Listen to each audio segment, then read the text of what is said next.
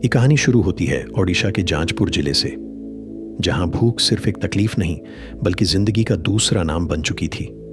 वो साल अकाल का था। धरती बंजर हो गई थी, खेत सूख गए थे और घरों से अनाज की आखिरी मुट्ठी तक खत्म हो चुकी थी। पेट की आग अब आंसुओं से बुझाई जा रही थी। हर सुबह एक नई जंग थी जिंदा रहने की, और हर रात एक नई परीक्षा। इसी अंधेरे समय में एक अदृश्य आशा जन्म ले रही थी।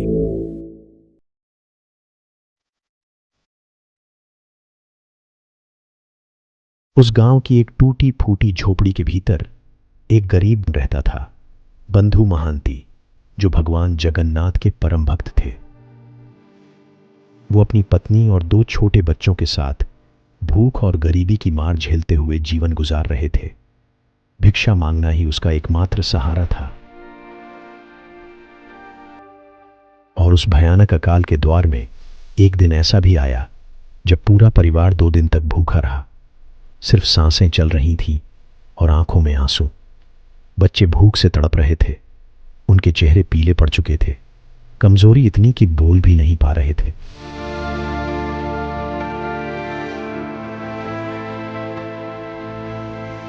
गीता बच्चों की ये हालत देखकर बंधु से कांपती आवाज में कहती है, अब हम क्या करेंगे? सब कुछ खत्म हो गया।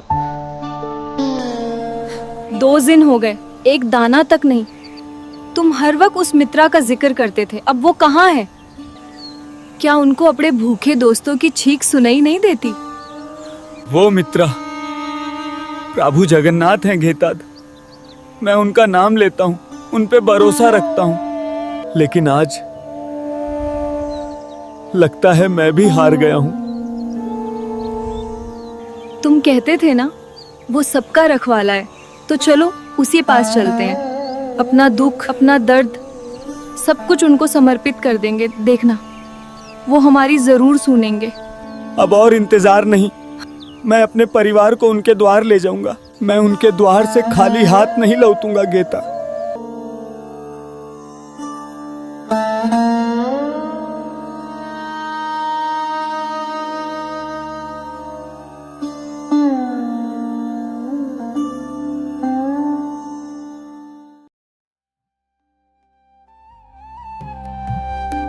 अगले ही दिन अपने भूखे बच्चों और पीड़ित पत्नी के साथ बंधु महांती चल पड़े। न पैरों में जूते थे, न साथ में कोई सामान, सिर्फ भूख की वेदना और आस्था की लौ।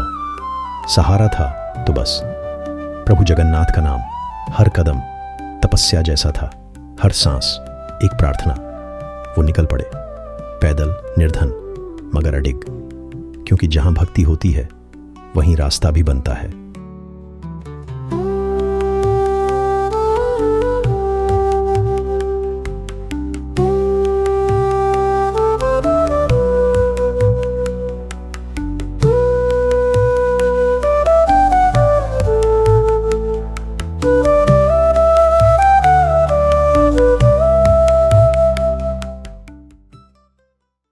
आखिरकार लंबी और थकान भरी यात्रा के बाद बंधु महांती अपने परिवार संग पहुंचे पुरी के पवित्र धाम। सामने था प्रभु जगन्नाथ का भव्य मंदिर, सोने से चमकते कलश, गगन को छूती दीवारें और मन में एक आस, मगर न कहीं अन्न था, न कोई सहारा, न कोई सहायता।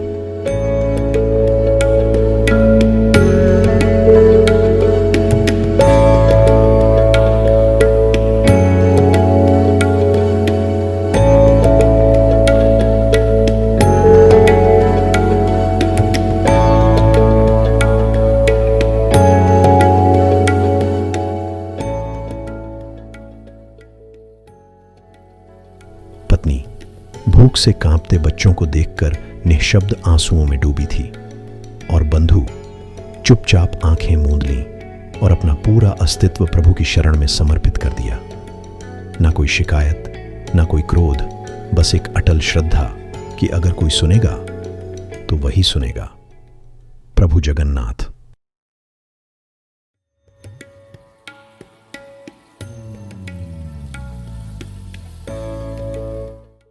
उस सुनसान रात जब चारों ओर घना जंगल और गहरा सन्नाटा पसरा था, थके हुए कदमों से बंधु अपनी भूखी पत्नी और बच्चों को लेकर मेघनाद पचरी के पास एक विशाल वटवृक्ष की छांव में विश्राम के लिए रुका। उसकी नजरें लगातार अपने मासूम बच्चों पर टिकी थीं। सूखे होंठ, बुझी हुई आंखें और थकावट से झुके उनके नन्हे शरीर को देख उसका हृदय जैसे भीतर ही भीतर रो उठा। उसके मन में चिंता की लहरें उठ रही थीं। क्या ये सब सुबह तक ठीक रहेंगे? और गीता की आंखों में भी वही सवाल तैर रहा था, वही बेबसी, वही मौन दर्द। उस रात न कोई शब्द था।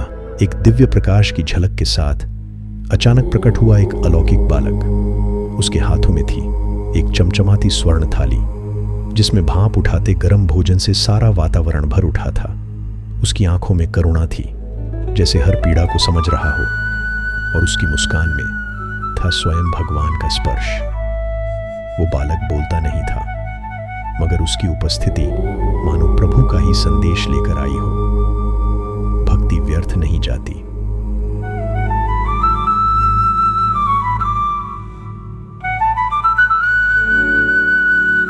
पहली बार बच्चों ने पेट भर खाया। गीता की आंखों से आंसू बहे, पर ये खुशी के आंसू थे।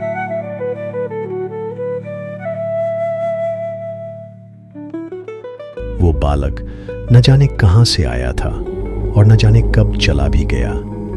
ना उसके कदमों की आहट थी, ना कोई परिचय, बस एक दिव्य मुस्कान, एक करुणा भरी दृष्टि।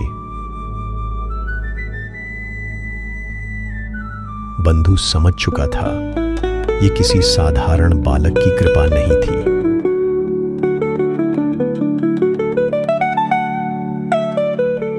लेकिन जैसे ही उन्होंने धन्यवाद कहना चाहा, वो बालक वहां नहीं था। न कोई पद चिन्ह, न कोई आहट, बस एक गूंजती हुई शांति, जैसे वो सपना था। मगर थाली अब भी थी, स्वर्ण से बनी, जगमगाती हुई, प्रभु की कृपा का अमिट प्रमाण। बंधु महांती की आंखों में आंसू थे, पर वो आंसू भूख के नहीं थे। वो थे श्रद्धा में डूबे हुए आभार के आंसू। भगवान, क्या वो आप ही थे? मन में यही प्रश्न लिए बंधु निकल पड़े उस अलौकिक बालक की तलाश में।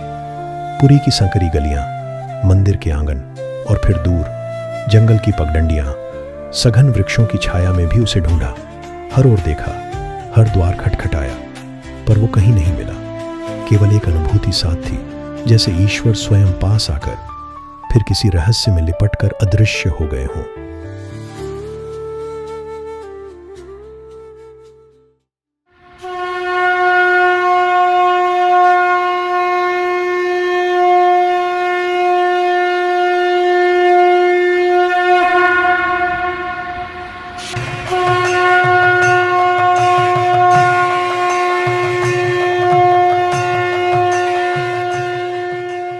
अगले दिन सुबह जब श्री जगन्नाथ मंदिर में मंगल आरती संपन्न हुई, तब मुख्य पुजारी भोग अर्पण के लिए गर्भगृह की ओर बढ़े। पर जैसे ही उन्होंने प्रभु की सोने की थाली ढूंढनी चाहिए, वो थाली वहां नहीं थी। आश्चर्य में डूबे उनके हाथ ठिठक गए, आंखों में चिंता, मन में हलचल। भोग की थाली कहां गई? तत्काल यह समाचार पूरी नगरी में फैल गया। स्वयं पुजारी महाराज यह खबर लेकर राजा के दरबार पहुंचे और बताया, प्रभु जगन्नाथ की सोने की थाली गायब हो चुकी है।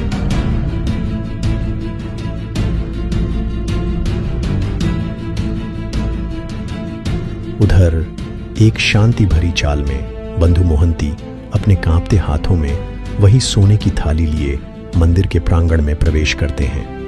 उनकी आंखों में श्रद्धा है, मुख पर भोलापन और चरणों में थकावट। फिर भी वो थाली लेकर प्रभु के दरबार में लौट आए, लेकिन मंदिर के अन्य पुजारियों की दृष्टि उन पर पड़ी। उन्होंने तुरंत शोर मचाया, यही है चोर, यही ले गया था थाली।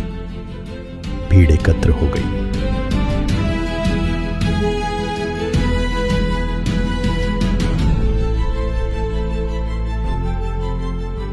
और बिना कुछ सोचे उन्होंने बंधु के हाथों में लोहे की जंजीरें बांध दी।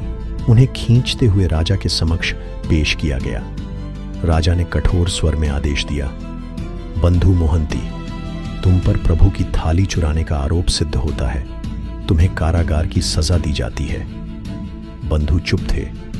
उन्होंने कोई सफाई नहीं दी, न विरोध न क्रोध, बस झुके हुए सिर के साथ। उनकी आंखों में प्रभु के प्रति अटूट विश्वास था।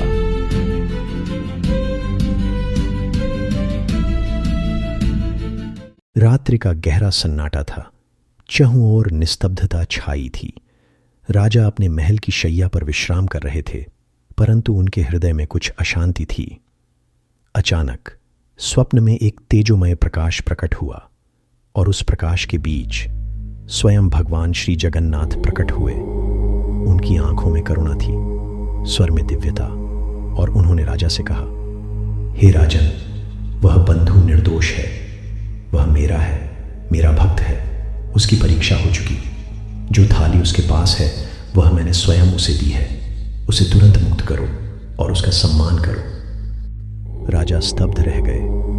उनका शरीर स्वप्न में ही कंपा उठा और तभी उनकी नींद एक झटके में टूटी।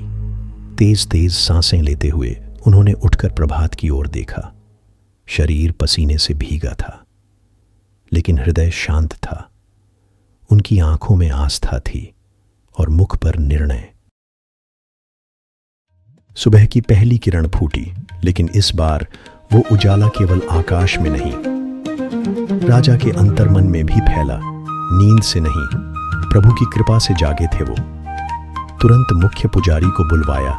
स्वप्न का हर शब्द, हर भाव आंखों में नमी लिए साझा किया। मैंने एक सच्चे भक्त को कैद किया और प्रभु की आज्ञा को नजरअंदाज कर दिया। मुझसे भारी अपराध हुआ है।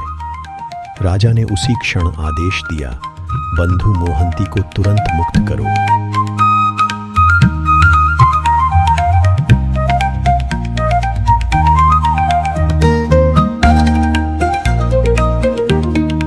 राजा खुद आगे बढ़े, हाथ जोड़े और नम्र स्वर में कहा, मुझे क्षमा करो भक्त, मैं अंधा था।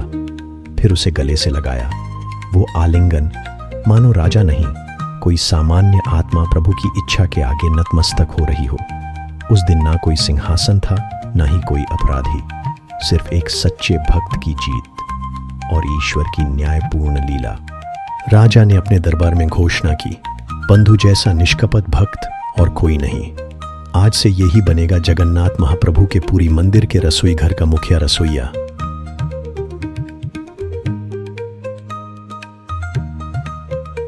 और तब से बंधु का जीवन सेवा में ही समर्पित हो गया। उसके हाथों से बना हर प्रसाद जैसे भगवान का आशीर्वाद बन गया। एक एक पकवान में उसकी भक्ति, प्रेम और समर्पण बस गया था। कहा जाता है आज भी पुरी के श्री मंदिर के रसोई घर में बंधु मोहंती के वंशज उसी भक्ति के साथ महाप्रभु की सेवा कर रहे हैं।